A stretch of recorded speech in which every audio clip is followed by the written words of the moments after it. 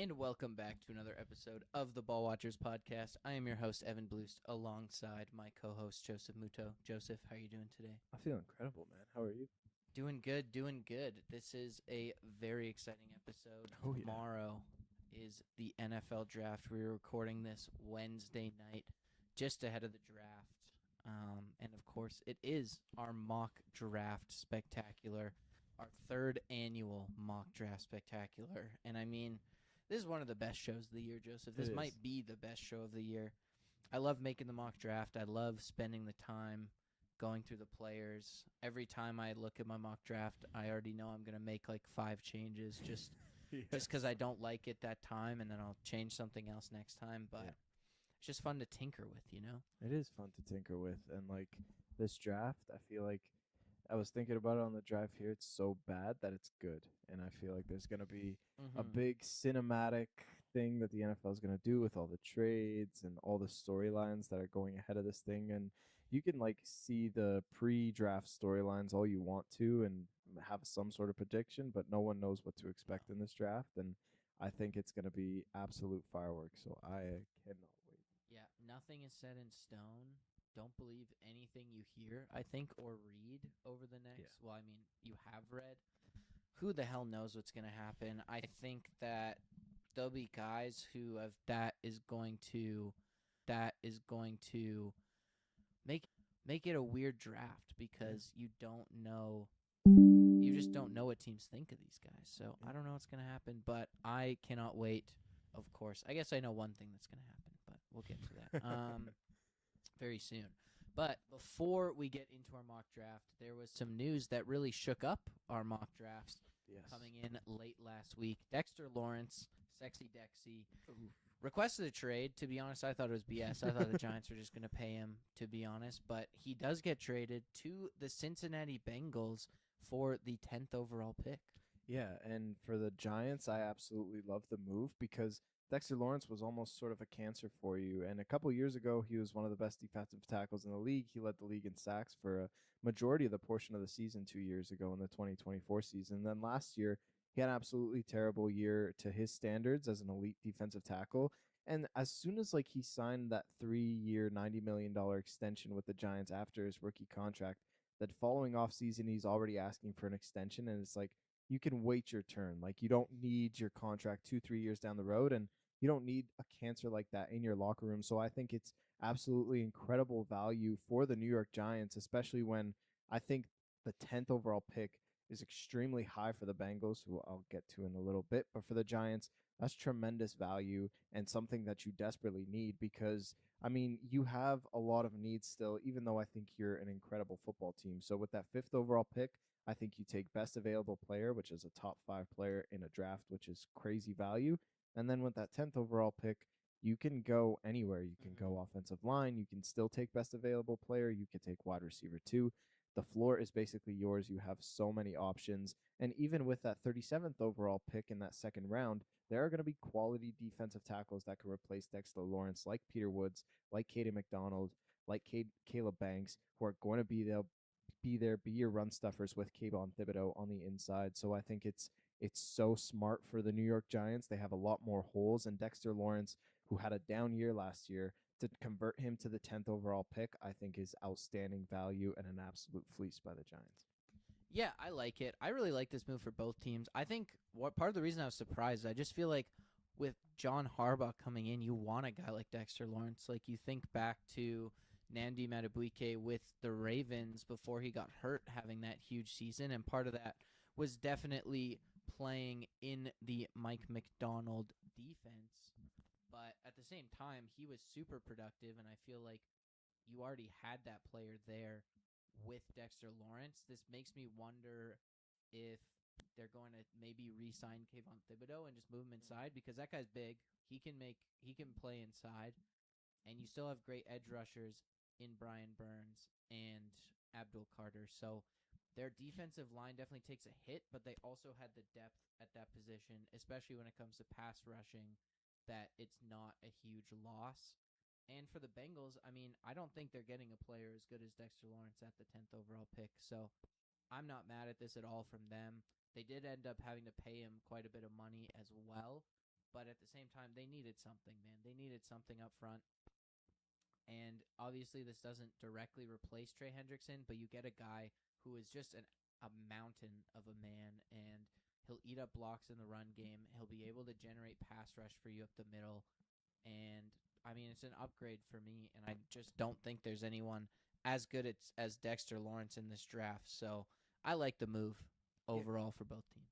Well, I think for the Bengals, I think you're right. Like, you aren't going to get a quality of player with a 10th overall pick, but the Trey Hendrickson thing is, to me, what's worrisome for the Bengals and something that, like, I think 10 is too high. If you're the Bengals and you say, you know what, we're going to give you a first-round pick next year, we're going to bet on ourselves, we're going to give Joe Burrow a proper defense, and maybe that pick is in the 20s, I think the Giants still would have accepted that offer because the 2027 class is so high.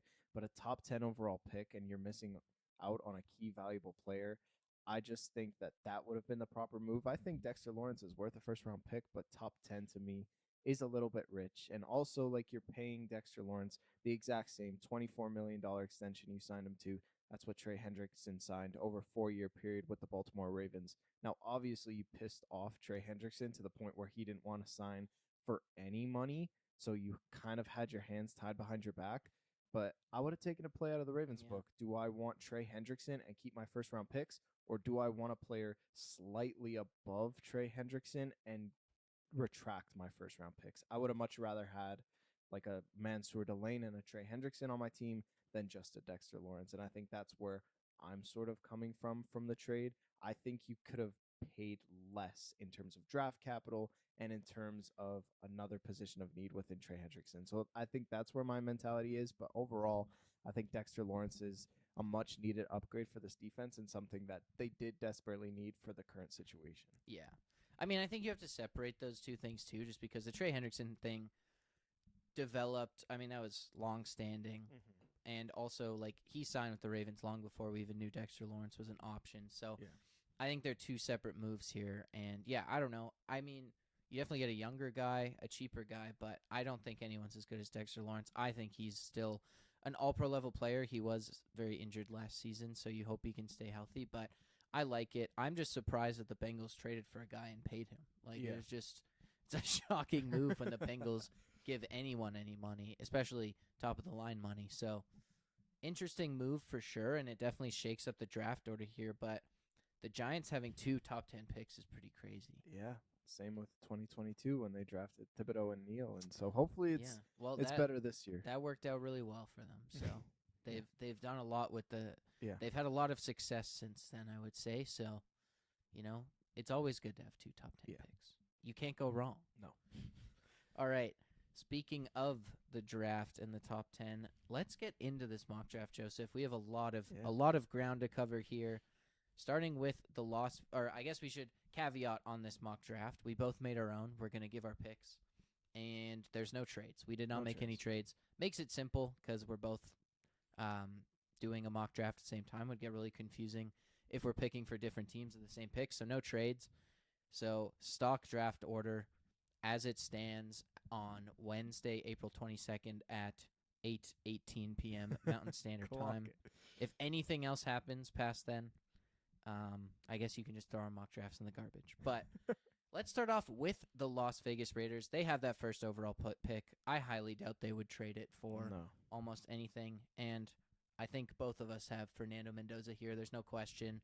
We've talked a lot about this guy. We love this guy. And I don't know. Nothing else really makes sense for the Raiders here, in my opinion. No, you just got to move on to Friday and see how you can help Mendoza, specifically with the wide receiver room. But Mendoza is going to be a franchise quarterback for 10 years. And him and Clint Kubiak, I am actually so excited to see that duo as well as Ashton Genty in that run game. So the foundation's set for Mendoza. It's time for him to thrive, and he doesn't have to do it week 1 because Kirk Cousins is there. So I love it for the Raiders. Yeah, that's what I love most about it is they created a buffer for Mendoza. There's not a lot of pressure, I don't think, out of the gate for him. I think a lot of the pressure is on the organization to surround him with good players like you talked about and give him the best situation for him to come into. So I'm hoping we don't see Fernando Mendoza for the first few weeks at the very least. Yes. And, I mean, even if it does require us enduring some Kirk Cousins football, I think it'll be worth it in the long run for Mendoza. Number 2, the New York Jets. There's been a lot of debate being sparked over the last few days here between David Bailey and Arvell Reese. I still went Arvell Reese. I think that, I mean, we talked about it a lot. We're both not necessarily the biggest fans of David Bailey, and I just would rather pick on the upside here. I mean, the Jets have room right now at middle linebacker to play Arvell Reese and allow him to develop those pass rush skills. And I just think having the versatility of having a guy who can line up on the line of scrimmage, who can line up deep, or not deep, but line up off the ball and can blitz and be a high-level blitzer to his pass rush ability, can work off the ball from the line of scrimmage. Like, I just like that versatility for Aaron Glenn and the Jets. Yeah. I also have Arvell Reese here. I've had him since February, Yeah. basically, and it's just to the point where I hate the narrative of a ready pass rusher in David Bailey.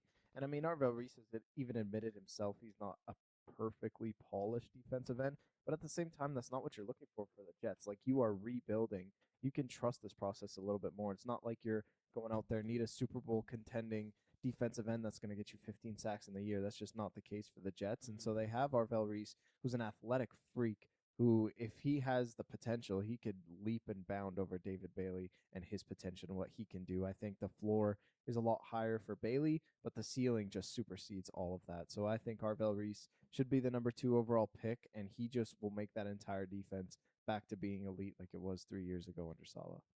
100%. All right, pick number 3 for me. This is the Arizona Cardinals. I do have David Bailey here. I do like Ruben Bain more as a prospect. We kind of talked about that last week. I do think the news about Ruben Bain is going to cause him to drop a little bit in the draft. The Arizona Cardinals are not going to take that risk on some of the character concerns for Ruben Bain, even though I do think he's a better player. And David Bailey is truly an intriguing prospect here. He's super fast. I mean, he's also athletic. Him and Arvell Reese had very similar results at the combine, so you're still getting a guy who's an athletic freak. The reason I choose Arvell Reese over David Bailey is that potential. Arvell Reese does feel like a guy who has a higher ceiling, and I just don't feel like Bailey's the most physical guy in the run game, and also even in the pass rushing game. Like, I feel like a lot of his highlights are just him beating people off the line of scrimmage, and I just don't think that style of play works as well in the NFL because those tackles are equally as athletic a lot of the time. So for me, I still think Bailey, I mean, the production speaks for itself. You can't knock the production. I think he's a guy who really has a nose for the quarterback, but I don't trust him as much over Arvell Reese, and I think that you think of guys who win with speed like a Nolan Smith, like a Bryce Huff. They're not an every down player. And if you're drafting someone who can't be on the field, especially maybe early in his career, it's hard to justify that necessarily this high in the draft. But for the Cardinals here, I just think this makes the most sense. The Jeremiah Love thing is BS in my opinion. You signed Tyler Algier. They have like 6 running backs on the roster right now. There's no way they draft Jeremiah Love just based on that room, and it's not worth it for a team like the Cardinals who have a long way to go. They don't even have a quarterback really in place right now. So for me, I think you just keep building this defense. They really hit on Will Johnson a year ago. Yeah. They've put some first-round picks on the interior of the defensive line, especially. They've got some first-round picks, I should say, the last couple years, and you add a guy on the edge in David Bailey. That's just a young front who's hungry for the quarterback. Yeah, I agree. I also have David Bailey here, and I mean the infrastructure for the offense is pretty much set. You have your running backs, like Evan said. Your wide receiver room is looking very solid. You have the best tight end of the league, and you have a cornerstone left tackle in Paris Johnson, and just build up that defensive line. Like you signed Josh Sweat last year from the Eagles. You put in Darius Robinson and Walter Nolan on the inside and back-to-back first-round picks. Just draft David Bailey. I think a lot of one-on-one coverage is going to be held his way, and he's going to be lethal. There's not a lot of defensive end prospects like Arvell Reese, for example. If he goes to the Jets, like he's basically the only guy on that defensive line. With David Bailey, there are other guys who can contribute in a big-time way, who can get him more one-on-one coverages, and that's why he was so successful at Texas Tech. It was just him and the left tackle, and he was just bull rushing him the entire time. So I think David Bailey, this is his home in Arizona, and obviously it's a pick that I think the Cardinals are desperately wanting to trade down for, but I don't think there's going to be a lot of suitors. And because of that, I think they take best available player, and the most position I need, obviously, is David Bailey for I sure. feel like all this news is coming out just to like bait the Titans into trading up a pick. Ooh, yes. But will it work? Who knows? Hasn't Mhm. yet. But yeah, I don't know. I also feel like I was very negative on David Bailey there. I do like him, and I think that the like speed and athleticism is impressive, but it is just that physicality that I'm a little concerned about, and I just don't know if a pure speed rusher, like you didn't see a lot of like pass rush moves with Bailey. It was a lot of just like pure Yes. speed off the edge Mhm. on his I highlights. agree. So I'd like to see a bit more of that at the next level. Number 4 is the Tennessee Titans here. I think we both, I'm assuming, have Jeremiah Love Yes. at this. Damn, I can't believe we have the first 4 picks all the same. All right. Wow. But Jeremiah Love, again, it feels like a no-brainer. I've seen a lot of mock drafts recently have Sonny Styles at this pick, but I know Robert Saleh is a defensive guy, but I just feel like Jeremiah Love's the pick here. I had Sonny Styles earlier in the process, but it feels like Jeremiah Love's the guy they're going to go with here. Pair Cam Ward with just a truly elite running back prospect and just take some of that pressure off him offensively. Another team who does have running backs, but they're not guys they've recently signed, and I also just feel like they're more mediocre. Yeah, I agree. I have Jeremiah Love here as well, and I think everyone wanting Robert Saleh to draft a defensive end or an overall defensive player, I think he doesn't really need that. He's worked with very little, like he did last year with San Francisco and their depleted defense, and he did very, very well. And I think the same thing's going to happen. Like, it's not like they didn't make any moves in the offseason on the defensive side of the ball. They bring in Jermaine Johnson. They still have Jeffrey Simmons there, and they have a very good secondary. Alontae Taylor being their cornerback one. So this is a team who has a lot of building blocks that doesn't need their defense right, and it just needs their quarterback perfectly set up for success. And that's exactly what you do. You bring in Brian Daboll as the offensive coordinator, who would love to establish a run game, both with Jeremiah Love and Cam Ward, specifically individually with his running ability. And potentially that could be a weapon for him. Wide receiver could also be this pick, and a lot of people have that mocked, but at the same time, you sign Wandell Robinson. He's your wide receiver one. Calvin Ridley is still there. I'm interested to see how he is as a wide receiver two. And you drafted so many day 3 wide receivers last year. That wide receiver room isn't very good, but it's too crowded for a wide receiver. And for Jeremiah Love to still be the best player available on this board, he's probably the second best player in this draft. To have him at 4, I think, is a no brainer. And to take that pressure off Cam Ward is so valuable. You should absolutely take Jeremiah Love here. Yeah, 100% agree. Feels like a no-brainer. I feel like we're going to have the same pick again for number 5, Oh, wow. Joseph. The New York Giants. I have Sonny Styles. Yeah, I mean, it just feels like the pick they're going to make. They let Bobby Okereke walk this offseason. I think that they have a lot of the holes on offense filled, especially at the skill position players. Like, I personally really like Darius Slayton as a wide receiver too, and you still have Malik Neighbors coming back from injury. Like, I don't think wide receiver is a huge need. The offensive line they've invested a lot in and it was pretty solid. I don't think you need to take an offensive lineman at number 5 here, especially because they have that second top 10 pick now. And Sonny Styles, I really like this guy, just an athletic freak at middle linebacker. You need someone, especially with Sexy Dexy leaving. Yes. You need someone in that front 7 who can fill those gaps left behind by Dexter Lawrence, and he'll be able to fill them from the second level. I like his aggressiveness. I like his potential upside here, and it makes sense for me for the Giants. I agree 100%. You said it perfectly. Sonny Styles should be the pick. Roquan Smith-esque in that John Harbaugh defense, and I think it's very good fit, and he's the best available player. So take him. I think it's the number one need. Okereke meant so much to that team, and other needs aren't necessarily needs on this Giants roster. So with that 5th overall pick, you get a surefire, blue chip prospect in Sonny Styles. It's a no-brainer. I agree. I also want to say them drafting Jeremiah Love if he's there makes no sense. No. I don't understand that at all. Like, they have Scatabo and Tracy. Like, why are you bringing in a guy like Jeremiah Love. He is great, but Yeah. it just doesn't make any sense to I me. agree. All right. Number 6, Joseph. I wonder if we're the same here. Okay. The Cleveland Browns. Who's your pick? Okay, my pick is Carnell Tate. Oh, okay. We and- are different. Okay, Finally. perfect. Thank goodness. This would have been a boring draft know. if we were the same. I've got Carnell Tate here just because there's 2 needs and 2 first-round picks for the Cleveland Browns, and I think wide receiver to me is more of a need than the offensive line. And I just think that they invested so much this offseason into that offensive line. Titus Howard trading him from the Houston Texans, signing Zion Johnson, and other couple key signings there.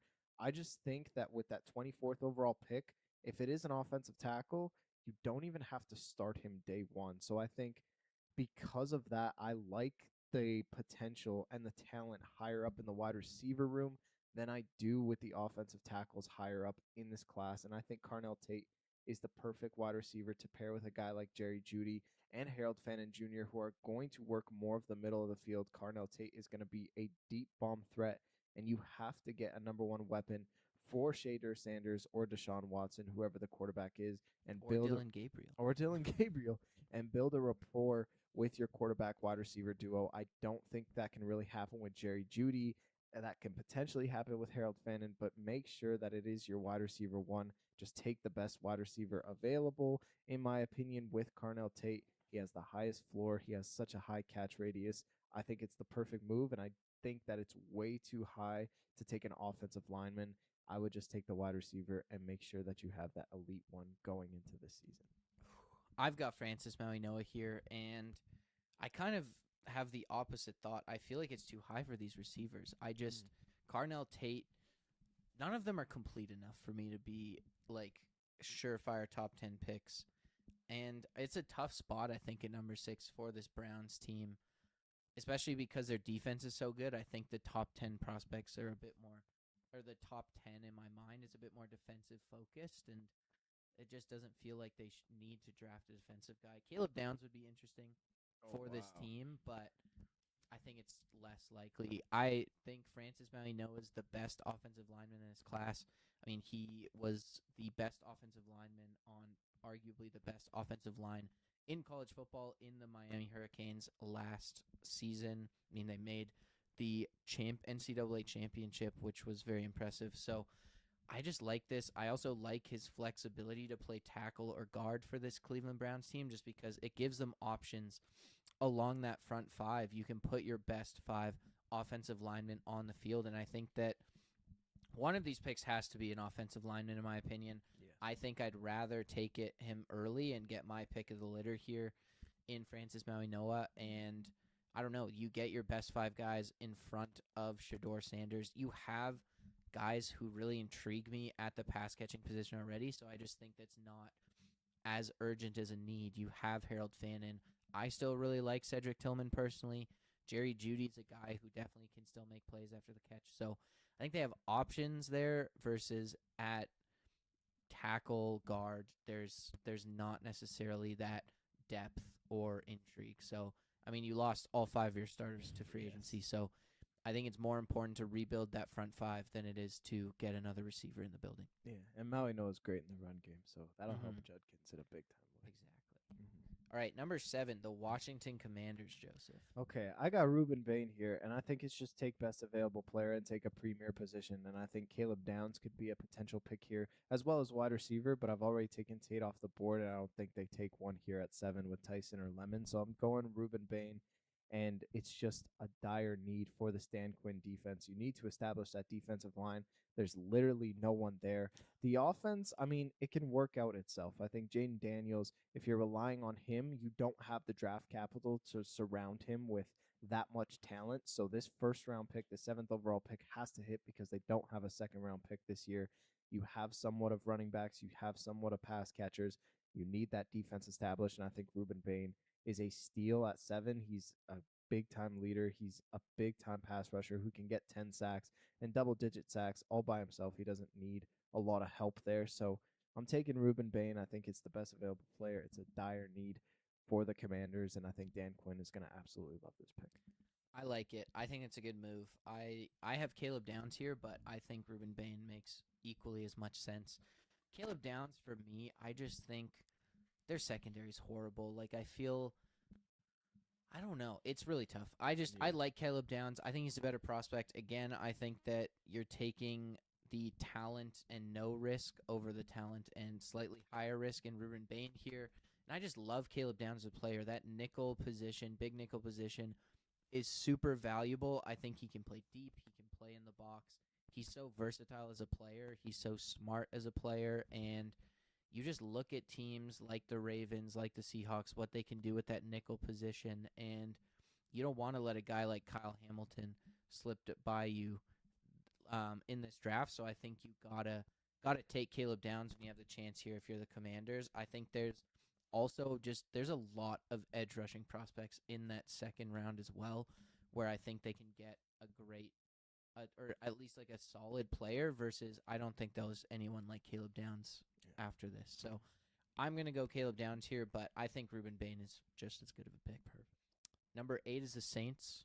Okay, I got Mansour Delane here, corner out of LSU. I just think the LSU tie just makes it too enticing for me not You to love take him. that. Yeah, I do love it. And I mean, they have a lot of needs, but I think defensively, there's so many premier wide receivers in this division that they have to shut it down, whether it's Buka or Drake London or Tedero McMillan. The Saints need a corner one. They lost both Alontae Taylor and Paulson Adebo over the last two off seasons. Enough's enough. I think they have enough on the defensive line, headed by Chase Young there. And I think offensively, they're pretty much set with Kellen Moore. They have the run game, they have the offensive line. I think that's enough for Chris Olave to really thrive and not need a wide receiver two in that Shuck offense. So give me Monsieur Delane. I think he's a shutdown corner. He's going to put these wide receivers on an island, and you are going to be in a lot of shootouts if you're the New Orleans Saints. So if it takes a couple batted balls away from Delane to help you win football games, I think it's the perfect matchup, and I think Delane to the Saints makes a ton of sense. I like it. I like it a lot. I think defense is the pick here for sure. There's definitely a lot of, I mean, basically every defensive level you could make a pick and it would make sense for the Saints depending on who's there.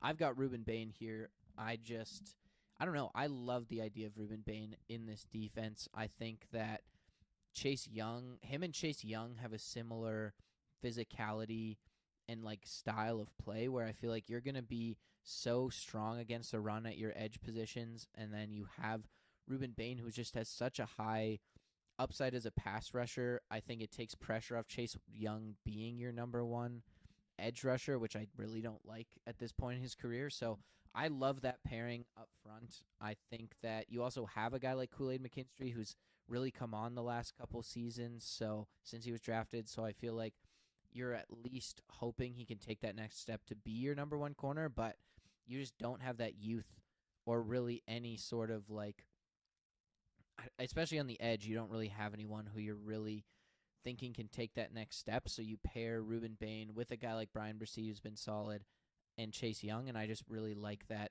physicality up front. All right, number 9, the Chiefs. Yeah, I got Francis Mauigoa here, and I think this is an absolute steal for the Chiefs. And at 9, they get two premier tackles at their disposal, and Josh Simmons and Mauigoa, and I think that's going to be an unstoppable duo. Either or can play left tackle, but if you want to move Mauigoa to right because he's more comfortable there, because that's what he played in Miami, you absolutely do that. So this will establish your run game a lot better for the Kansas City Chiefs until Mahomes comes back. And this just protects Mahomes. This has been the number one issue for like years and years and years. And I understand that there are so many holes on the defensive side of the ball, but you have the 29th overall pick. You can use that on a defensive player, whether that's an edge rusher or a cornerback one, because you lost both your starting corners. I just think Maui Noah, it's the most value that you're getting because to me, he's a best available and a dire position of need that you've been wanting since Jawan Taylor entered the building. So I think, yeah, Maui Noah is the easy pick for me. And with Delane already being off the board, it wouldn't make sense to take McCoy here as your corner one. So I'm going with Maui Noah very comfortably. Yeah, I like that. He's another guy, or we talked about the positional versatility with Maui Noah with the Browns, and I think you get that here as well with his ability. If they want him to play guard, he can play guard, and if they feel more comfortable with whoever they have at or right tackle. But yeah, you have those bookends nice and secure, and hopefully give Patrick Mahomes a bit more time in the pocket. Yeah. I've got Mansour Delane here. I really wanted to, or I really thought about going tackle, and I had a tackle for a long time, but I feel like there's decent tackles at the end of the first round, and I Yes. just think Delane is that number one corner in this draft. There's no one I think that's close to his talent level, so I got him taking Mansour Delane here. I think he will be able to immediately step into that Trent McDuffie role. I don't think he'll necessarily be as good as Trent McDuffie right off the bat because Trent McDuffie is an all pro, but he will be that number one corner that the Chiefs desperately need. And I mean, they're missing two corners right now, so they're going to have to Yes. figure that out. And they still do have a good track record of finding guys late. So I feel like they'll draft a fourth round pick and it'll end up starting for them. But I just don't think you can pass up Mansour Delane here. Yeah. Hmm. All right, number 10 is the New York Giants. Ooh, I got Caleb Downs here, and I think it's Okay, going to I be a like that a lot lot. of fun. And to me, it's just best available. And I understand that I already took Sonny Styles with the fifth overall pick, but their offensive line is very, very good, in my opinion. They were very underrated last year. Andrew Thomas, if he stays healthy, is a premier left tackle. Illuminor, they signed to another 2-year extension in free agency, and you have Evan Neal at guard, who is playing very solid at that position. So I like it from that standpoint. With wide receiver, a lot of people have Jordan Tyson with this 10th overall pick and a lot of mock drafts. To me, it doesn't make a lot of sense. And I understand that it would be a very explosive offense for Jackson Dart. But at the same time, you're having Malik Neighbors coming off ACL injury, and you're having Jordan Tyson also coming off ACL injury. They are That's very, very risky if you take both of those wide receivers who you're spending both top 10 picks on over the last 2 years or 3 years, excuse me, and they might not even start week one. So too risky for my liking. I think you just take best available player. And I mean, imagine the box. I mean, you see the Ravens defense with Kyle Hamilton and Roquan Smith, Caleb Downs and Sonny Styles as basically your linebacker shutting down that run, especially with Dexter Lawrence out of the lineup, like Evan said earlier. I mean, and Caleb Downs can play exclusively in the box because you have the luxury of signing Javon Holland like you did last offseason, who can just be that single high safety.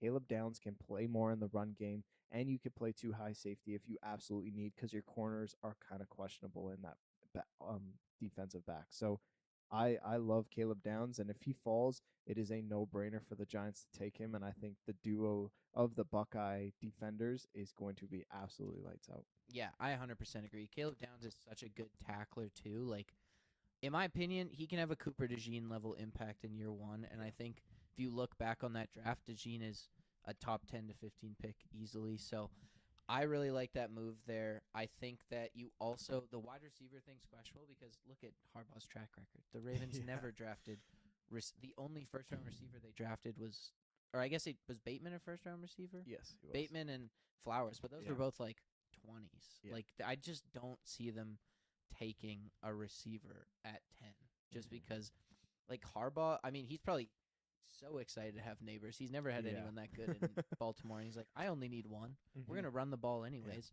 And that's why I have them taking Spencer Fano with this pick here. Very nice. I think that while their offensive line is quite solid, they don't have a lot of depth.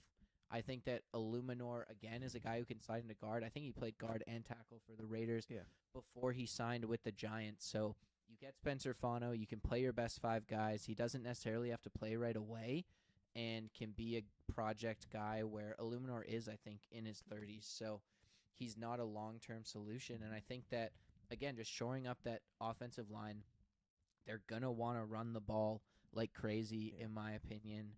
And even if it's with Jackson Dart, like, they have their one receiver in Malik Neighbors. I really like Darius Slayton as well as number 2 receiver. You have Theo Johnson. Like, I don't think pass catcher is a dire need in the top 10. I think getting a depth piece along that offensive line is really nice and makes the most sense to me. I also think, I mean, defensive tackle would make a lot of sense here, obviously, but there's literally no one you would take in You the can top wait 10. till the second So round. they're gonna have to wait till the second Yeah. round here. And if they wanted to, like, there's receivers in the second round For sure. that I think would make more sense than drafting one in the top 10. Yes, I agree. All right, next is the Miami Dolphins at 11.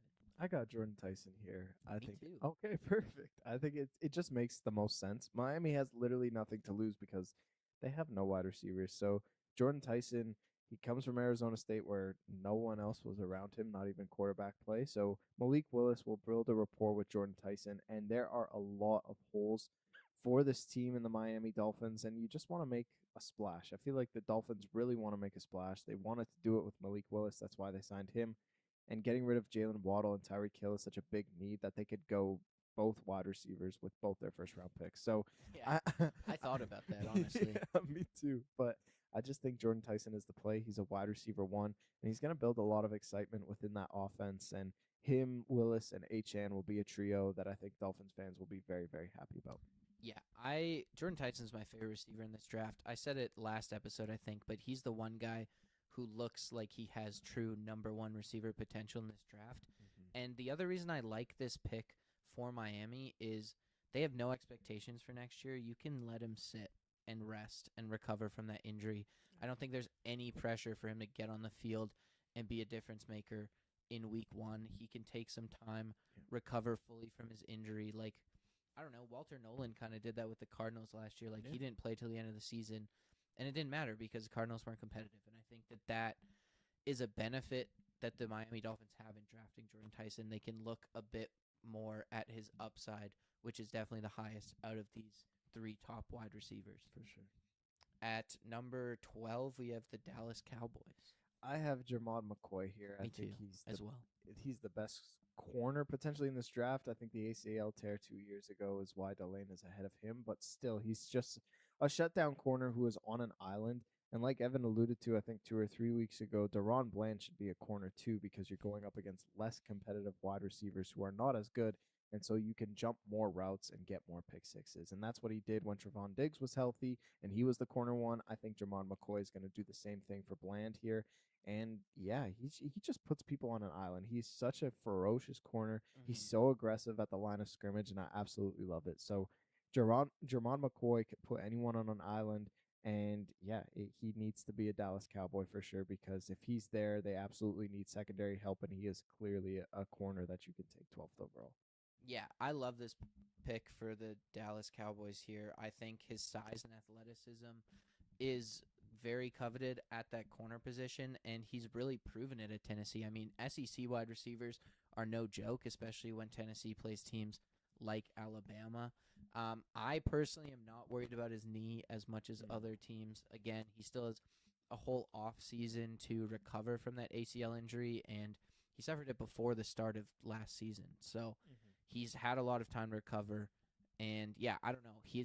He just has a lot of upside, and I think that's what you need to bank on in this draft because the floors on a lot of these guys are not that high anyways. So you might as well bank on that. And the Cowboys need to basically – this entire draft should be defensive players for the most part. I agree. And I think this is the next best guy. Corner's a big need too because outside of Deron Bland, I don't know a single corner on the Cowboys, and I don't think Deron Bland's that good. So I agree. Get a corner here. Easy pick. Yes. Number 13, the Los Angeles Rams. Super Bowl contenders with a top 15 pick here, Joseph. What do they do? I'm such a neutral guy. I don't really like big splashes. I want to go Spencer Fano so bad, but I can't. I need a splash for the Rams. I'm going Mekhi Lemon, and I think this guy in the slot will be so good for the Los Angeles Rams and the type of player Sean McVay is exactly looking for. Devontae Adams is getting a little bit older. He only has this is his last year as a Ram, and then we'll see if he re-signs. And then Puka Nacua, who knows what's going on with him. I'm sure he'll be fine, but at the same time, Mekhi Lemon and having 3 wide receivers for this Matthew Stafford offense, your defense is basically set up outside of a middle linebacker who you're not going to get at 13 if Sonny Styles is already gone. You don't need anything defensively. Offensive line maybe, but when else are you going to get the 13th overall pick?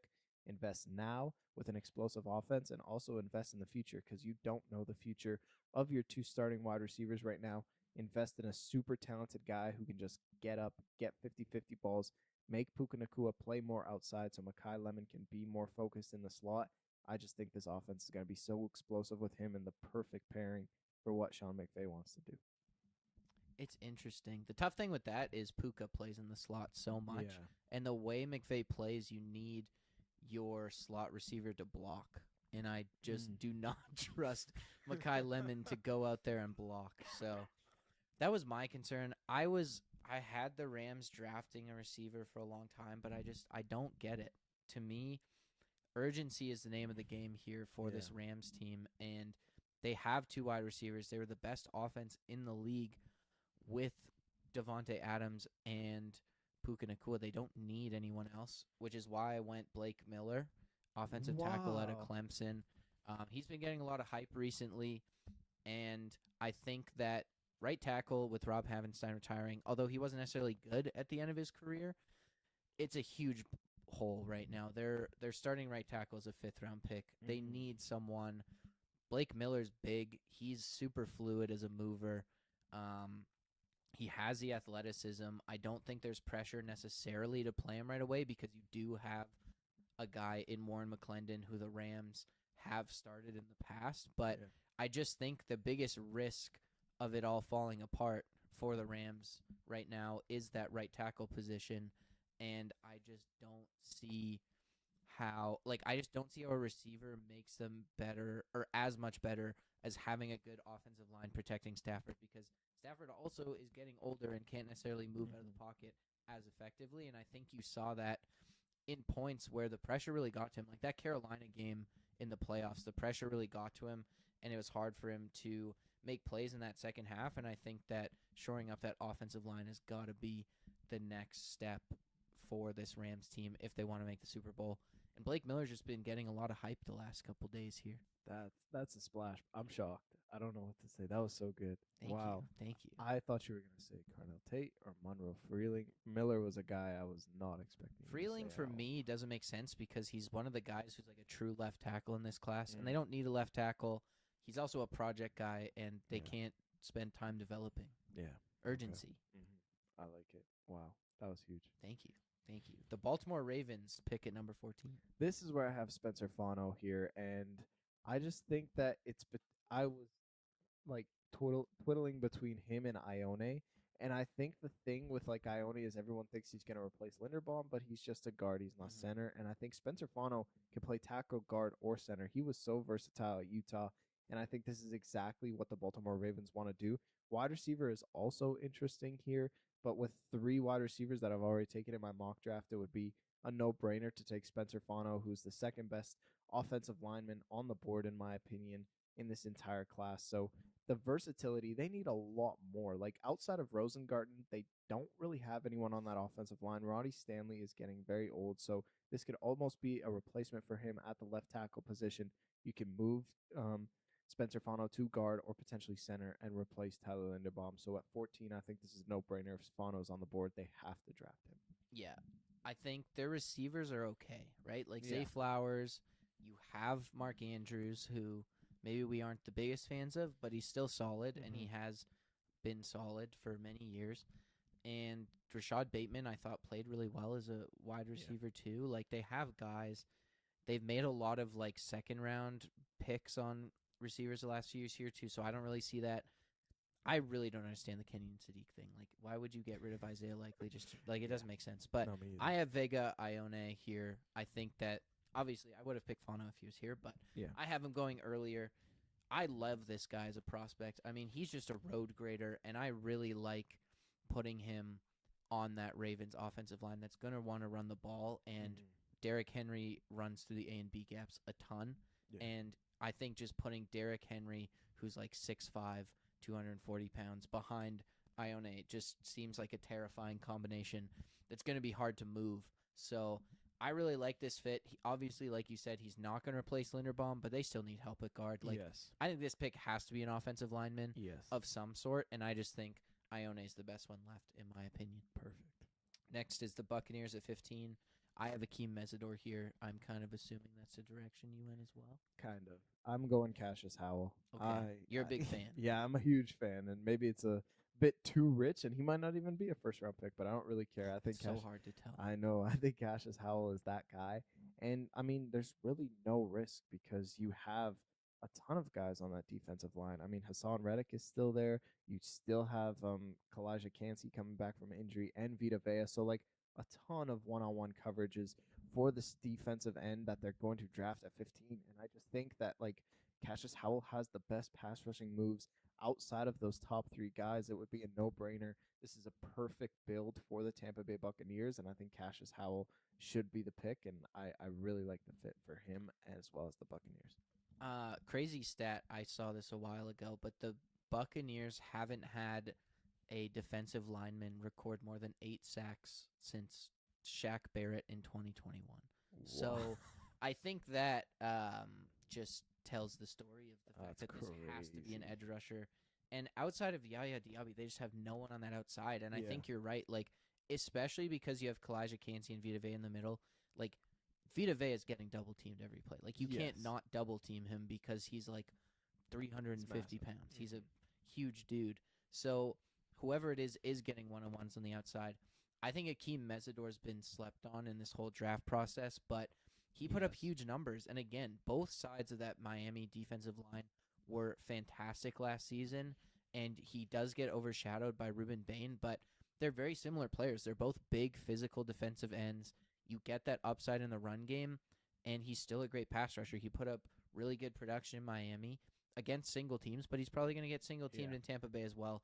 You just need juice on that defensive line. I think that teams, especially at the pass rusher position, I think teams are going to have wildly different like rankings of these guys. So it could be anyone, but it's going to be a pass rusher, I think. 16 is the Jets. Ooh, this is where I get spicy halfway through the mock draft. I'm excited about this one because everyone has a wide receiver, and I understand it, but I don't. I have Kenyon Sadiq going to the New York Jets, and I think I that like it. I like it. I love the fact that 2 years ago they had Mike Mayer for the Vegas Raiders get drafted in the second round. A year later, they draft Brock Bowers, and I think that's exactly what's going to happen with the New York Jets. Last year, they drafted Mason Taylor in the second round. Was okay of a prospect, but now with Kenyon Sadiq, I mean, with the top three wide receivers already taken off the board in my mock draft, there is no reason why the New York Jets, if that happens in the actual draft, should stretch for an Omar Cooper. It just doesn't make any sense when you have Kenyon Sadiq on the table. Like, he is one of the best pass catchers in this draft class, and just because he plays a different position than these other guys doesn't mean that he's any less valuable. So I think you take Kenyon Sadiq as your number two. That'll allow Garrett Wilson to still be the primary one and just help him over the middle get those single teams. And Sadiq is just an absolute freak of an athlete that you need a pass catcher, but you do not need to stretch for a wide receiver who is very significantly below Kenyon Sadiq. It just doesn't make sense. So take best available and fill a position in need. It's a no-brainer for me to take Sadiq with the Jets. It's interesting.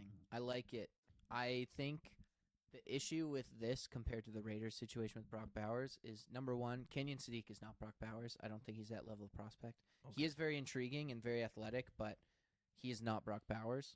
And two, the Raiders had a bit more luxury because they had Devontae Adams and Jacoby Myers as their Okay. wide receivers, which the Jets have Garrett Wilson and No I don't who even knows. So I have Carnell Tate here. I just Yeah. think that I'm not the biggest fan of him, but you have to trust the Ohio State roots. I mean, when was the last time an Ohio State receiver sucked? Like, No. even Marvin Harrison, he hasn't lived up to maybe his pre-draft like expectations. He's still been good. Yeah. He's still like 1,000-yard receiver. So I just trust Ohio State receivers, and I think that Carnell Tate complements Garrett Wilson really well because Garrett Wilson is that just route runner, underneath guy. He's going to be open, and then you have Carnell Tate to be your 50-50 ball guy on the outside. I think that's what you need to pair with Garrett Wilson at this point, and I just think you need to take a receiver here because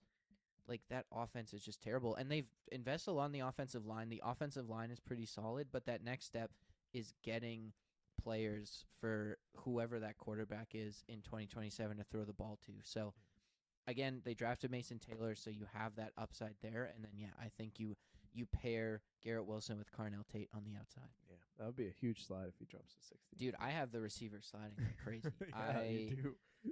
Yeah, you'll just you wait for Mekhi Lemon, man. That's crazy. All right. Detroit picks at number 17 here. Not where they're expecting to pick, but they need some help. Yeah, I have Caden Proctor here. It just fits the mold of the Lions so perfectly. He's a big-time tackle who can slot into guard, and I think He can slide into left tackle very comfortably and have Panay keep his status at right tackle. And he's just the type of guy that I think Dan Campbell will fall in love with. He's an athletic freak and can really work the second level so that Jahmyr Gibbs can really hit that gas and hit some big time home run balls. So I think Caden Proctor is going to help him do that. And he's just a massive athletic human being. So guys like that don't fall very low, and I don't think he's going to fall outside of the top 20. He should definitely be taken by the Lions. He fits their mold perfectly. I like it. I have another tackle here. Caden Proctor scares me a little bit. Shades of Evan Neal here. At least it's not a top 5 pick. Yeah. I have Monroe Freeling, another guy who got super hyped because of the combine. He's super athletic. He's very young as well. I think Dan Campbell will also love those traits. I do agree though. The just like the mauling ability of a guy like Caden Proctor does feel like a Dan Campbell kind of pick. But I've got Monroe Freeling. I just think that the upside is really high with this guy. It is a bit of a concern. He is a true left tackle. I think it's the other big thing here. It is a big of a concern because he is a bit more of a project at left tackle. But they have Larry Borum, who's like a serviceable left tackle. I think he can get the job done while you let Monroe Freeling feel it out. But I just think getting a true left tackle, I think Caden Proctor is as well, but you need someone to not make Penei Sewell move over because he's so good at right tackle. But you also need, that is the biggest hole. You have to draft a lineman, a tackle here because like that is by far the biggest hole. And Jared Goff is another quarterback who is not good under pressure. No, I agree. 18, the Minnesota Vikings. I think this is probably the most like consensus pick across every mock draft. Yeah, Thieneman. We can move Dylan on. Thieneman. Yeah, he's a beast. Easy replacement. A white safety replaces the retiring white safety. But he's super athletic. He's an athletic freak. He can play in the nickel. He can play deep. I think this is just versatility is what Brian Flores loves in his defensive players, and that's exactly what Dylan Thieneman is. And, I mean, if like he's going to play that Harrison Smith role, but with some actual athleticism. Harrison Smith was definitely at the end of his tether by the end of that end of his career. So I think this just makes a ton of sense. I agree. Yeah, no, he's gonna be loved by Brian Flores so much. It's gonna be perfect. I love this defense. It's so much fun. It's exciting to add a guy like that, super athletic. 19 is the Panthers. This is interesting, Joseph. Kenyon Sadiq is off the board for you. Who do you take here? I'm going with a boring pick, but I'm going Keldrick Falk out of Auburn, and I think just his run stuffing ability is going to be very, very valuable in this Panthers defensive line because Derek Brown and Jalen Phillips are so good at it as well that they're just going to be shutting down the run so nicely in this defense. And I mean, they were very bad against the pass, but if you just add another pass rusher and be completely convinced to shut down the run and then potentially grow as a pass rushing unit, I think Keldrick Falk just having someone on the other side of Jalen Phillips is going to be so huge for Derek Brown and Jalen Phillips at the pass rushing ability. You could go Emmanuel McNeil-Warren here. I just think it's a little too high for him. Yeah. And people have been souring on him. Yeah, for sure. I mean, he's nothing like spectacular. He's a great free high safety, and that's not as valuable as a defensive end. And I think the pairing of him and Jalen Phillips, they are both very similar players, and I think it makes a lot of sense for the fit. Yeah, McNeil-Warren, I had at this position for a long time. I don't like the fit of Kenyon Sadiq here. I don't think it makes sense. I think they have 3 really good receivers, and you have Jatavion Sanders, who you drafted, and Tommy Tremble. Like it doesn't make sense to me. I think they have depth at that position. I have them going Colton Hood out of Tennessee at this pick. I think that J.C. Horn, pure outside corner number 1. Mike Jackson's a really solid corner on the outside, but what do they need? They need a slot guy, and Colton Hood is that dude. He is fast, he is big, and he is physical, and I think that's exactly what the Panthers need in that nickel position. They don't really have a guy who can play that position, so go with Colton Hood, who Clemson, I mean, everyone on Clemson, or not Clemson, sorry, Tennessee, same with Clemson, though, had a down year, but I really like the attributes, and that physicality I think makes a lot of sense for the Panthers to get in that secondary. I think they need some juice in the secondary. I do like the pick of an edge, though, just because pair someone with Jalen Phillips. Yeah, I love these picks. Oh, Thank you. two big Thank you. spicy ones. I like it. There's gonna be something like it There will can't be. be chalk. You know what Yeah. I mean? Number 20, the Dallas Cowboys have another first-round pick. Yeah, they could go McNeil Warren here as well, but Yeah. I think Akeem Messidor still being on the table for them is I like a that. no-brainer. And I mean, Rashawn Gary, yes, he's coming as a premier pass rusher, but he has not been a premier pass rusher in like 3 years. He has been severely like underperforming in a big time way, and I think you need someone else on that defensive line with other bodies there in Quinnen Williams and Kenny Clark. So yes, they need as much help in the secondary as they can get, and McNeil Warren would probably be the number one need, but you need also another defensive end, and I think that this is the perfect position to do it. They could also go linebacker here, but again, I think it's too high. I think you just take the best, like the most sought after position, which is that defensive end. And if Akeem Messidor is still there, he's playing at such an elite level. You have to take him if he's still on the board. I think that's be a beautiful pairing for them. Yeah, and they just don't have depth at edge rusher. Like, Yeah. yes, you got Rashawn Gary, but who else Who is else there? is out? So I like that. I have C.J. Allen here. Speaking of linebackers, and it's not a sexy pick, but I think C.J. Allen is just going to be good at the NFL level. Like he's never going to be a superstar, but he's going to be solid, and I think that they need that. You know what I mean? Like they just don't have that guy who's just Mr. Reliable at that middle linebacker spot. I also love this move for the fact, that it pairs him with Demarion Overshown, who I feel like is just such an athletic freak. Yes. He's a guy who plays the linebacker position, but he rushes the passer. He's all over the field, and I think that having your anchor at middle linebacker in C.J. Allen just lets Demarion Overshown basically just wreak havoc on the offense. So I think it's just a perfect complementary piece to what they already have defensively. They need help defensively. You already got Jermod McCoy at corner in my mock draft, so I think you just get that anchor in C.J. Allen, who isn't sexy, doesn't jump off the page, but he's just reliable, and I think that that's what the Cowboys need at this pick. I agree. Yeah. All right, Joseph, your Pittsburgh Steelers are number 21. Man, I'm going Ione here because I specifically held him for my Steelers. Really? I am really crossing my fingers.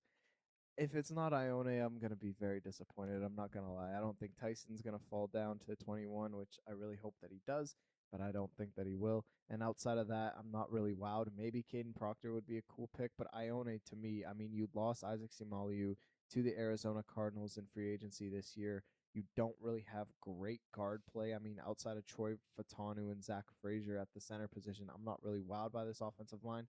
Ione is going to be an all-pro in his rookie year. Like, he is just that good, and I think he's an outstanding guard that the Pittsburgh Steelers desperately need. And, I mean, he's just true Steeler football way. So I love it. I really hope that he's there because if not, I would kind of be disappointed with anyone else that would be drafted, especially Ty Simpson. So if you have Ty Simpson, I'll be sad in your mock draft, but you'll cry. Yeah, I don't. Don't worry. Okay, Don't worry. Don't worry. Okay. I don't have Ty Simpson. I mean, my hot take last week was he doesn't get drafted till pick 44. There's no way. I think I will say if Ione's still there at number 21 or number 20, I do feel like the Chargers would jump the Steelers. They and probably take him. will. Yeah. Unless the Steelers do. But yeah, I don't know. I could see if he's in that like 18, 19, 20 range, I feel like the Chargers are for sure very likely to trade up there. But I like that pick a lot. It makes sense. My issue with it and why I did something else here is, well, one, he's not on the board for me, but also they've invested so many first-round picks in the offensive line. It's got to stop somewhere. I have Mekhi Lemon here. He's still on the board for me, and I think that, I mean, you got rid of George Pickens last year and brought in DK Metcalf, but there was just nothing else there. Like, Aaron Rodgers needs another receiver, and I think that Lemon's the kind of receiver Rodgers likes. Yes. He's a route runner. He's a guy who gets separation from his corners.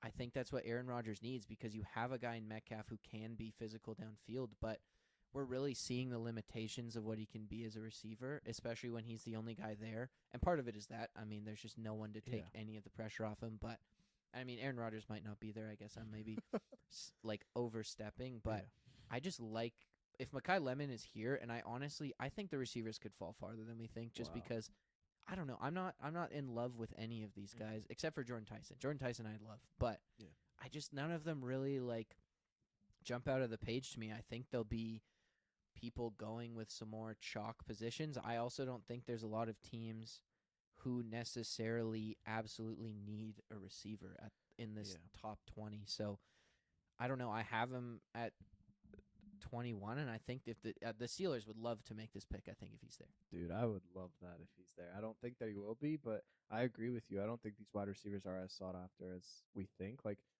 spoiler, Makai Lemon is the last wide receiver I have in the first round. I don't have another Wow. wide receiver in my mock draft. So, Interesting. yeah. So, I agree with you. But if Makai Lemon's there, oh, I would be doing my happy dance for sure. That would be a lot of fun. I love it. All right, we have 11 more picks, 10 more picks to go. Yeah. The Chargers are up at number 22. I got CJ Allen here. There's a lot of ways that they can go. I think interior offensive line, if Ione's off the board, I don't think you reach at 22. A lot of people have defensive tackle. I just don't think that a lot of these defensive tackles are worth the 22nd overall pick. So to me, CJ Allen is a need. I think Jesse Minter being gone is really going to hurt this defense, and they need someone as the captain of this defense. I like the defensive line. I think the secondary is pretty solid.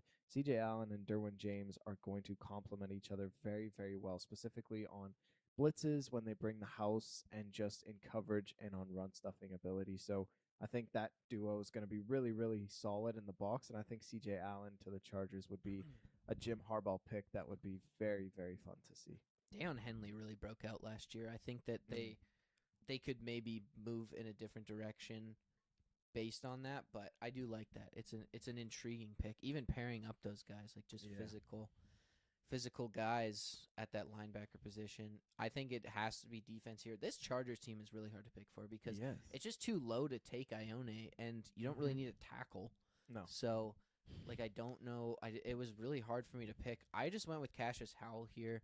Just physical. He brings the energy. I really love his motor.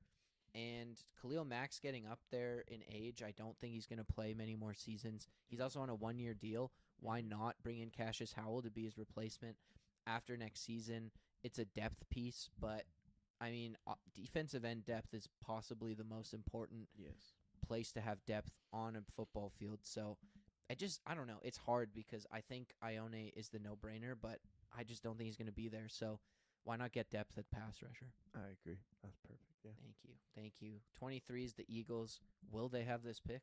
Who knows? But they do right now. So they are picking, Joseph. Yeah, everyone wants them to take a wide receiver now with their first round pick because A.J. Brown is maybe out the door. I don't know. But anyways, I don't think so. Even if A.J. Brown is gone, I think offensive line is still the number one need. I agree. And there's a guy who's still on the board that would be an absolute steal. And I think I'm taking Monroe Freeling with the 23rd overall pick. I think he's a solid left tackle who needs a lot of time to develop. And I think this is the perfect situation to find yourself in where you have Lane Johnson, who is getting up there in age. You have Landon Dickerson also planning on retiring in the next couple of years, maybe. So I think Monroe Freeling waiting in the wings, I think, is very, very important for this Eagles team. He's a solid left tackle. This might be Johnson's last year. You don't have any other holes outside of offensive line, and there are not enough good interior offensive lines where you can plug someone in at right guard and have true success. So just take a tackle, invest in the future, and I think Monroe Freeling replacing Lane Johnson, think is an absolute steal, and Howie Roseman does it again. Johnson's also been injured the last couple seasons, so having a bit of insurance behind him is not a bad idea. I also have a tackle here. I have your guy, Max Eichenanker, however you say his last name, out of Arizona. I mean, you look at the Eagles specifically, I think your rationale for picking a tackle is exactly my thoughts as well. Eichenanker here, though, you think of Jordan Mailata, was a rugby player from Australia. They drafted him, albeit much later. But, I mean, he was a bit of a project who didn't start playing football till later, and he's an absolute monster now. And you're going to have to draft him a bit higher, but Max, I'm just going to call him Max. Max is Nigerian. He grew up playing soccer, but he's just huge. He has the physical skills, and he has so much upside, and I think that you don't have the pressure again because you have Lane Johnson you let him develop here, and I think he could be that next guy at right tackle. I really like that for the Eagles, but I think tackle makes the most sense. Perfect, yeah. 24 is the Cleveland Browns. Yeah, this is where I have Eichenanker actually at 24. Okay, so we kind of flipped. Yeah, we did kind of flip. So I like you said, he is just such a mammoth of a man, and he's so fluid. I I think he's one of the best offensive linemen in this class. I just think like Freeling and Proctor will go ahead of him, but I think Ian Anchor is clearly leaps and bounds ahead of those guys. So place him at right tackle. Titus Howard will take left tackle, and I think Ian Anchor is going to be so fluid. He's just his feet are so nice. I love this prospect. I think he's going to be huge for the Cleveland Browns, and this is why I have them taking a wide receiver at 6, just because you have so much talent on the back end, and Ian Anchor specifically fits that mold. So I think it's absolutely a no-brainer for them to draft him. I like it a lot. We flipped here. You took receiver early, then tackle. I took tackle early. Yeah. Now I'm taking the receiver, Casey Concepcion. I Perfect. love this receiver. I talked about him last week, but he's just so fluid with movement. I think he can play inside and outside. And like I said, I do think receivers a need. They have intriguing prospects, which are intriguing players already on the roster, which is why they go tackle early. But that next step is receiver, and I think Concepcion is a bit of a sneaky. He could be a wide receiver 1 as well. He's sneaky. I think he's going to be a great wide receiver 2 at the very least. And he had really bad quarterback play, which I think tanked his stock a bit. But he is such a good mover. He's so fluid. He's so fast. And I just think that the Browns need a receiver like that. They don't really have one. Yeah. That's perfect. And give weapons to whoever's playing quarterback, because they're not going to be that good. No. 25 is the Bears. I got Caleb Banks here. It was tough to pick between him and Peter Woods. I was flipping back and forth even just now, but like Caleb Banks provides a lot more pass rush than Peter Woods does, and he's more of a run stuffing specialist, which is value in and of itself. But at the same time, you need pass rush as the number one source. I don't think with my mock draft, there's a lot of great defensive ends out there. TJ Parker, Zion Young, but I think Caleb Banks exceeds them exponentially in that regard. And I just think pass rush is the number one need for the Chicago Bears. So take best available pass rusher, and to me, that is Caleb Banks pretty clearly. Yeah, I have a defensive tackle as well. I have Peter Woods. I just think he's the better pass rushing defensive tackle in this draft. I feel like Caleb Banks is a bit more of that just big nose tackle kind of player. But yeah, I think it makes a ton of sense. You really don't have anyone at defensive tackle who's really intriguing, and you just need some interior pass rush on this team. Like Grady Jarrett's getting up there in age. He wasn't very good last season.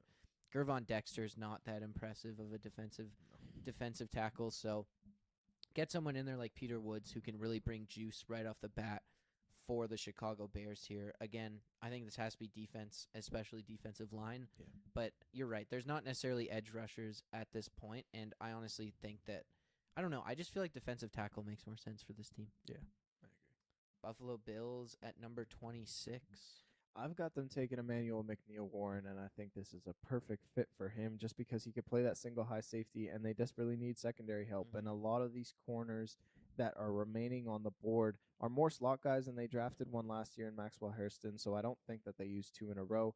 And I think Emmanuel McNeil-Warren is just a ball hawk who is going to get the football in a lot of cold conditions, a lot of interceptions when quarterbacks are overthrowing the football or underthrowing the football. He's going to be a turnover machine in this defense, and they desperately need it. They have a pretty solid defensive line. Offensively, they are pretty set, in my opinion, and there's really not a linebacker, especially with C.J. Allen, that you can really take and pair up with Matt Milano. So secondary, to me, is the number one need, and you get the best available in Emmanuel McNeil-Warren.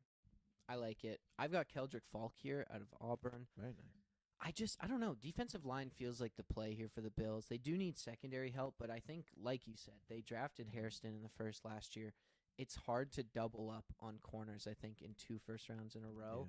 Yeah. And I don't trust Bradley Chubb as the guy opposite Greg Rousseau. And I just think that the Bills have just not been able to have a consistent pass rush because Ed Oliver is really injury prone, and then it's just Greg Rousseau. They need someone else there, and I think Keldrick Falk is a really high-level athlete. He's a guy who maybe needs to be polished a bit more, but that's why he's entering a rotation here. He's not going to be your number one guy, and he's also not going to be a guy who needs to be on the field every single down. So I really like that for the Bills, and I think building from the front back makes a lot of sense for this team because they have holes all over that defense. I don't think you can go wrong picking at any level. So give me Keldrick Falk, who I think is the best player left. Yeah. All right, 27, the San Francisco 49ers. This is where I have Colton Hood. I think he just fits the mold for what the 49ers need. They desperately need secondary help. He's the best corner available, clearly. and you don't need an offensive tackle. You extend Trent Williams to a 2-year, $50 million extension. I don't think they're as inclined to take an offensive tackle with this pick, so they desperately need a cornerback because they don't really have one outside of Lenore. Diameter. I don't know. Hard Sorry, to say. I Who was cares? He's a stumbling on bum my anyways. words. But you need a corner two to pair up with him and potentially be a corner one, and I think Colton Hood can definitely do that in this style of defense, and he's gonna be loved by San Francisco for sure. Yeah, they need a number one corner. I've got Chris Johnson Jr. here. Oh wow, Bit of a sneaky pick. very I don't nice. know. I don't know. I just like him. I also think he's a bit like Colton Hood in style. He's Yeah. big.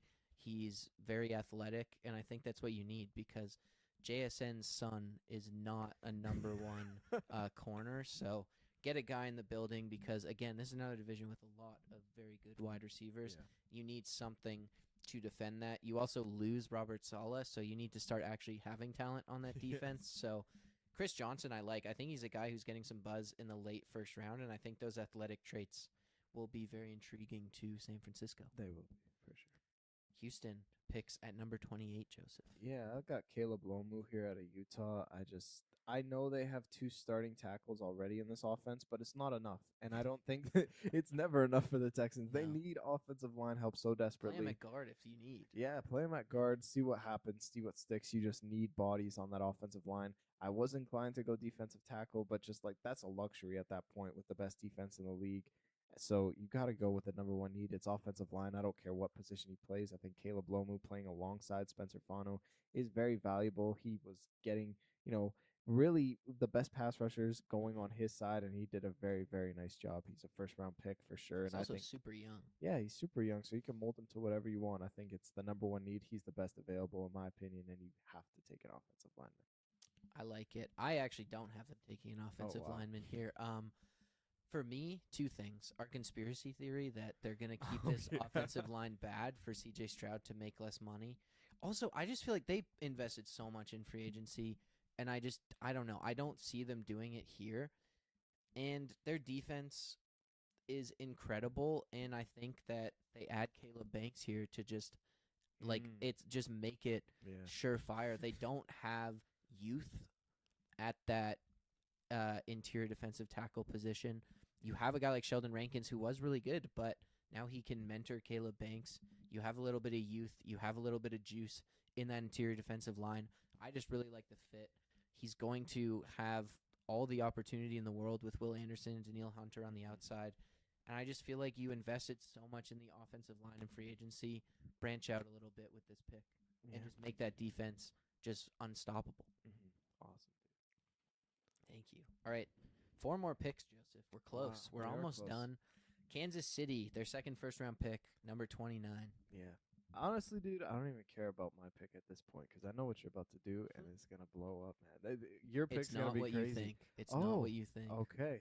I have Avion Terrell going to the Kansas City Chiefs. I think he just fits the mold of what Steve Spagnuolo does, a super slot guy who can play a little outside, sort of a smaller corner. He's just like a spitting image of Trent McDuffie, but Yeah. he's super athletic, and I think he's going to be a cornerback one in this Spagnuolo offense, and there's a lot of great corners in the back half of the first round. That's why I don't have them taking one with the 9th overall pick.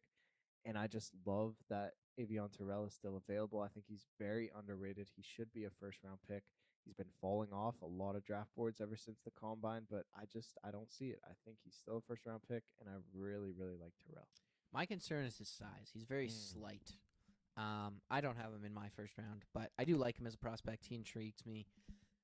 I have Caleb Lomu. I don't have Kenyon City. Oh man.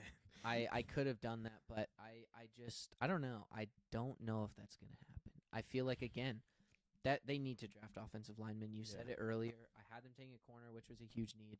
Offensive lineman's that next huge need, especially right tackle. Caleb Lomu played right tackle at Utah, and I don't know. He's young. He looks really, really good, honestly. He's super athletic as well. He had really good numbers at the combine. He's also huge. He's like 6'5", over 300 pounds.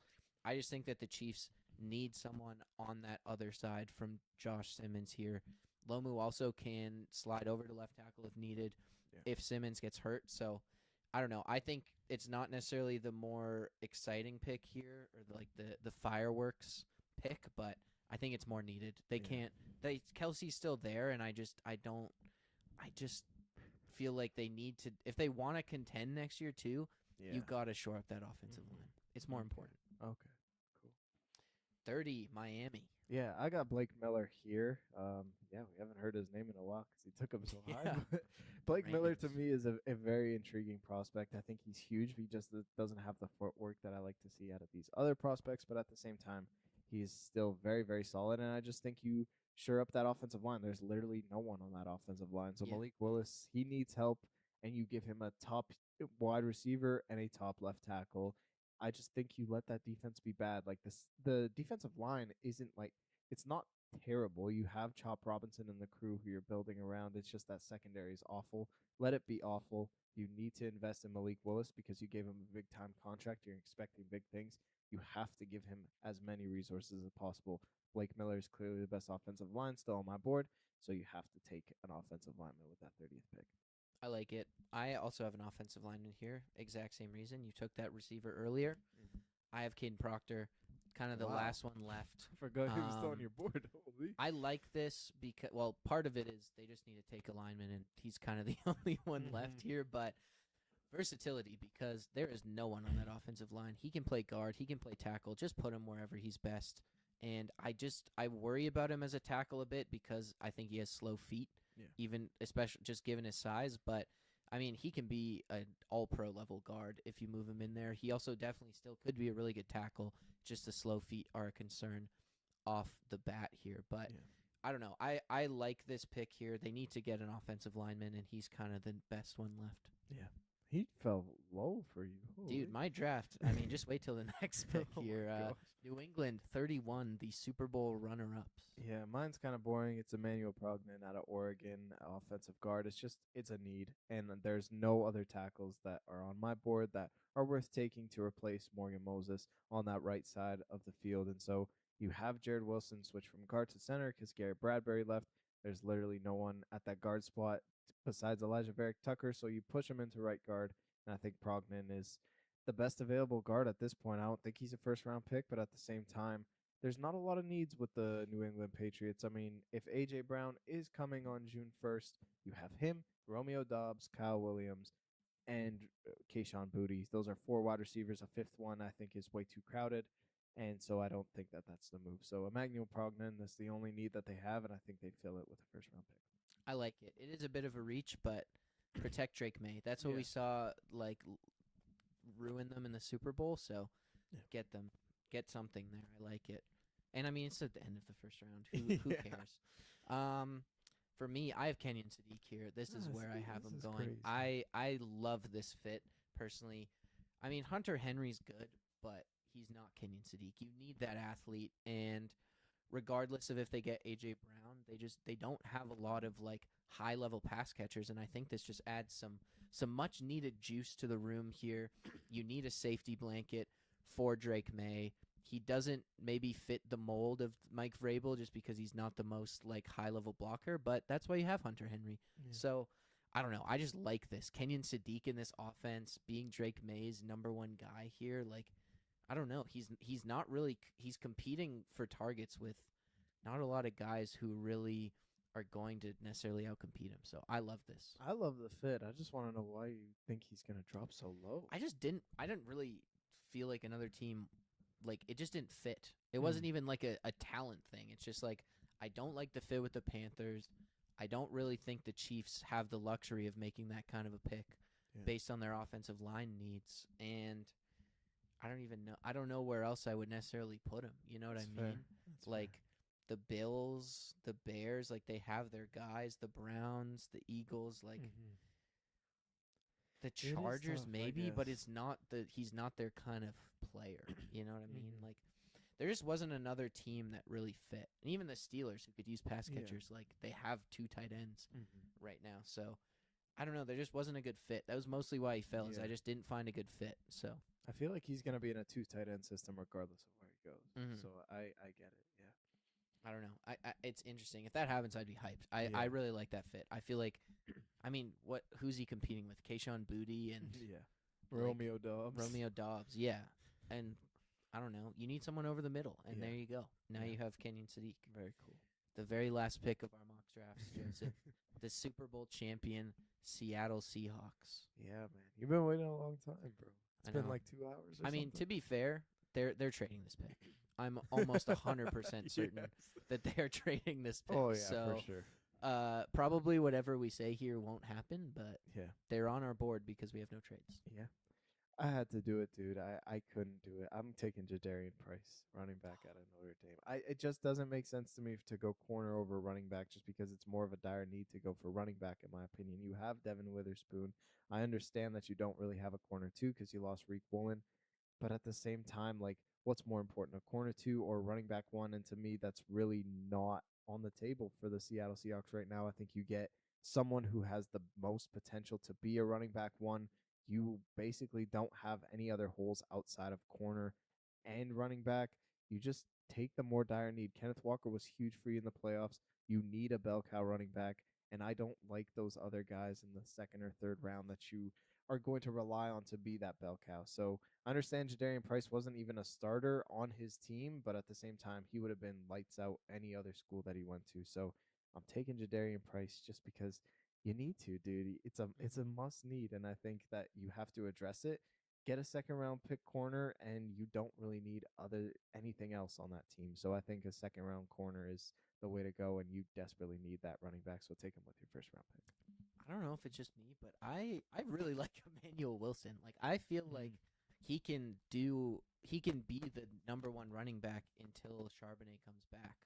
And I think that they're expecting Charbonnet to come back. I don't think you draft a first round running back because he is coming back. Obviously, it's a need, but I feel like Charbonnet is in your long-term plans. So I don't see the need. And I don't know. I like Emmanuel Wilson. I liked that signing a lot, honestly.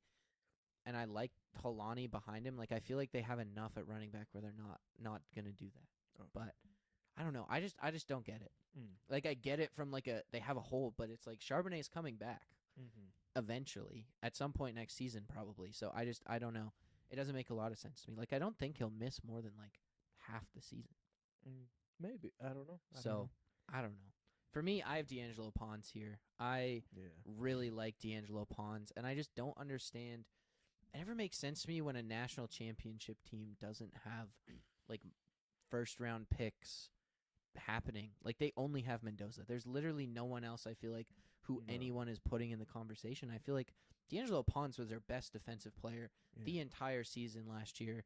He was talked about a ton. He had a ton of tough matchups. I mean, they played Oregon. They played Ohio State. They played a ton of really good teams, and they beat all of them.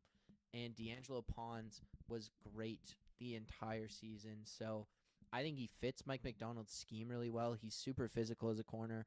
He's a great tackler. He can play on the outside. And, I mean, he's smaller, but I think that he can play against those bigger receivers because of his physicality. So I love that pick. I just think he fits Mike McDonald's scheme really well.